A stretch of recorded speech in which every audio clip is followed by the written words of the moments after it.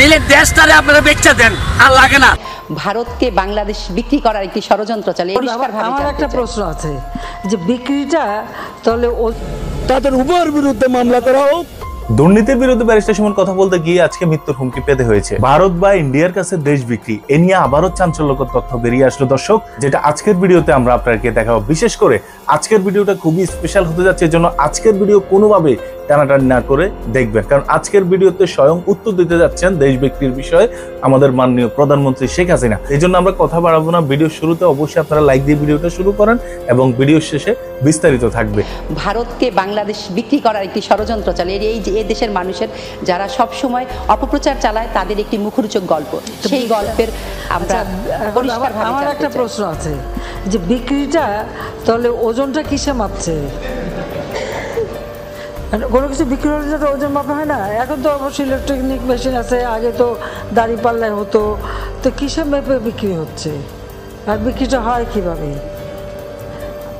বাংলাদেশ স্বাধীন দেশ, মুক্তিযুদ্ধ করে আমরা স্বাধীনতা অর্জন করেছি এবং যাদের সমালোচনা করে তাদের জানা উচিত সারা পৃথিবীতে একটি মাত্র মিত্র শক্তি যারা মুক্তিযুদ্ধের সময় আমাদের মুক্তিযোদ্ধাদের সাথে কাঁধে কাঁধ মিলিয়ে নিজেদের রক্ত ঢেলে দিয়ে এই দেশ স্বাধীন করে দিয়েছে। আমাদের সমস্ত মুক্তিযোদ্ধারা সেখানে ট্রেনিং পেয়েছে। পৃথিবীর যে কোনো দেশ যারাই কোনো যুদ্ধে মিত্রশক্তির সঙ্গে সহযোগিতা করেছে বা মিত্রশক্তি তাদের এসে সাহায্য করেছে, তারা কিন্তু সেই দেশ থেকে কোনোদিন ফেরত যায়নি। এখনও জাপানে আমেরিকার সৈন্য, জার্মানিতে রাশিয়ান সৈন্য সহ এরকম পৃথিবীর বিভিন্ন দেশ দেখলে সে দৃষ্টান্ত পাওয়া যাবে। এখানে ভারত কিন্তু ব্যতিক্রম। তারা মিত্রশক্তি হিসেবে আমাদের পাশে থেকে যুদ্ধ করে এসেছে, কিন্তু যখনই জাতিপিতা বঙ্গবন্ধু শেখ মুজিব চেয়েছেন যে তারা দেশে ফিরে যাক, ভারতের তদানীন্তন প্রধানমন্ত্রী শ্রীমতী ইন্দিরা গান্ধী সঙ্গে সঙ্গে সেটা রাজি হয়েছেন এবং তাদেরকে ফেরত নিয়ে গেছেন। তারা যে যুদ্ধের সরঞ্জামাদি সব কিছু নিয়েই কিন্তু এসেছিল, এখানে যুদ্ধ করেছিল। পাকিস্তানি হানাদার বাহিনী সারেন্ডার করেছিল তাদের কাছে, কিন্তু আমরা কিন্তু স্বাধীন সার্বভৌম রাষ্ট্র পেয়েছি, কারণ তারা কিন্তু ভারতীয় সেনাবাহিনী প্রত্যাহার করে নিয়েছে। এরপরে যারা কথা বলে যে ভারত বিক্রি হয়ে যাবে, এরপর বিক্রিটা হয় কীভাবে, সেটাই তো আমার প্রশ্ন। আসলে যারা এটা বলে তারা নিজেই ভারতের কাছে বিক্রি করা। কারণ আমরা তো দেখেছি যখন মিলিটারি ডিক্টেটর এসেছে, জিয়া, এরশাদ, খালেদা জিয়া উপর দিয়ে ভারত বিরোধী কথা বলেছে আর ভারতে যেয়ে তাদের পা ধরে বসে থেকেছে। এগুলো আমার নিজের দেখা জানা। কাজে এই ধরনের কথা বলার কোনো অর্থ হয় না। আমাদের স্বাধীন সার্বভৌম দেশ, যত ছোট হোক, এটা আমাদের সার্বভৌম দেশ। আর সেই সার্বভৌমত্ব রক্ষা এবং সক্রিয়তা বজায় রেখেই আমরা বন্ধুত্বপূর্ণ সম্পর্ক রেখেই কাজ করছি। আজকে এই যে আমরা সমস্ত যোগাযোগ ব্যবস্থা খুলে দিলাম, তাদের সবথেকে বেশি লাভবান তো আমাদের দেশের মানুষ।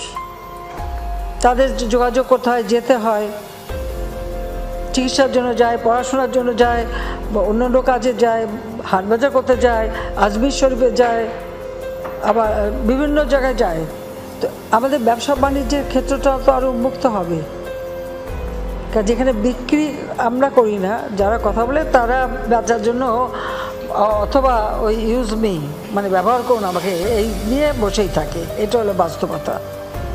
শেখ হাসিনা এই দেশকে বিক্রি করে না, কারণ আমরা এই দেশ স্বাধীন করেছি, এটা তাদের মনে রাখা উচিত। আর যে কষ্টটা আমরা ভোগ করছি সেটা আমরা জানি না। যারা বিক্রির কথা বলে ৭১ সালে তারা পাকিস্তানি দালালি করছে, আর কি করেছে?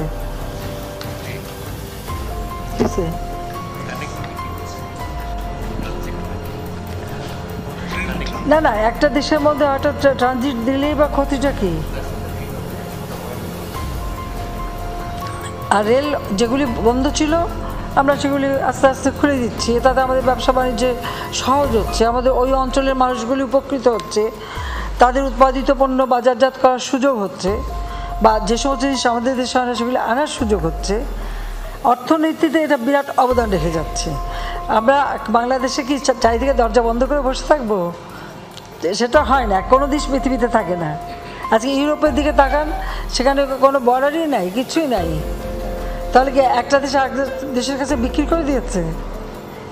একসময় রোম্যান্স ল্যান্ড ছিল। আমরা যখন ইউরোপ সফর করতে দেখেছি সব এক জায়গায় গাড়ি থেকে নামতে হয়েছে, পায়ে হেঁটে যেয়ে আবার মানে কাস্টম চেকিং করে আবার পায়ে হেঁটে উঠতে হয়েছে। এখন কিন্তু সেসব কিচ্ছু নাই, হ্যাঁ সব ঠিক আছে, কিন্তু প্রত্যেকটা দেশ সভরেন দেশ, স্বাধীন দেশ, কেউ কাউকে তো বিক্রি করেনি। তারপরে সাউথ এশিয়াতে কেন এই বাধা দিয়ে রাখবো?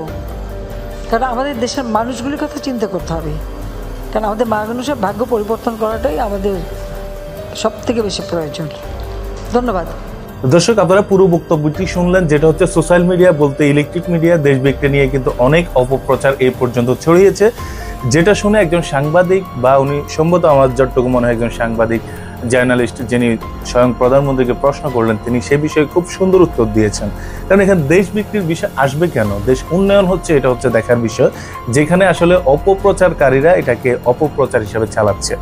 তা আমরাও চাই আমাদের বঙ্গবন্ধু কন্যা বা আমাদের বঙ্গবন্ধুর স্বপ্ন সোনার বাংলাদেশ ডিজিটাল বাংলাদেশে রূপান্তরিত হোক। তো সেই আশায় ব্যক্ত করে আমি আজকের কথা শেষ করছি। বিশেষ করে দেশ উন্নয়ন হলে ভাই আমাদের সাধুবাদ জানানো দরকার, সেখানে তো অপপ্রচার চালানোর কোনো মানেই হয় না। তা আমাদের দেশে আসলে প্রতিহিংসার রাজনীতিটা করে আসলে দেশটাকে শেষ করে দিচ্ছে কিছু অপপ্রচারকারী। তো এই ছিল আজকের ভিডিও, আশা করি আপনারা বিষয়টা বুঝতে পেরেছেন, সেটা অবশ্যই কমেন্ট করে জানাবেন।